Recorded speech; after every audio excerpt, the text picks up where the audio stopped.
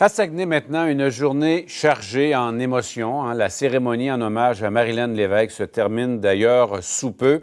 Molly, la famille a envoyé un message très fort au moment de transporter le cercueil jusqu'à la chapelle.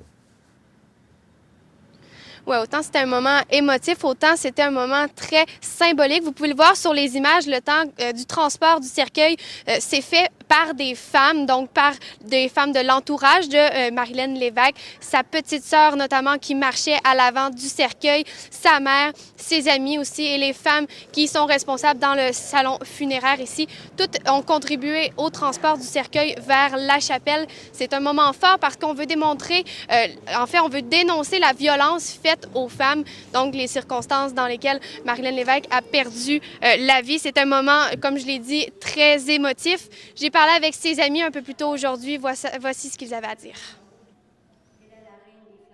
En fait, c'est vraiment important qu'on se souvienne de Marilyn comme étant une personne très aimante, charmante, passionnée, qui aimait énormément la vie, les gens, le social. Je pense que c'est la plus belle honneur qu'on peut pas y rendre aujourd'hui. C'est quelque chose qui est très difficile pour nous à vivre, amis, famille. Marilyn, elle aimait beaucoup, le bonheur. C'était une personne souriante. Fait que c'est sûr qu'on essaye un petit peu plus aussi d'être justement trouver un petit peu de joie en nous, de se rappeler des bons moments. Je pense que c'est très important. La famille a eu aussi la visite d'hommes politiques qui sont venus démontrer leur soutien, offrir leurs condoléances et pour démontrer aussi qu'un événement comme celui-ci ne devrait pas se reproduire. Il y a tout un contexte derrière le meurtre de Marilyn Lévesque, autant politique que social.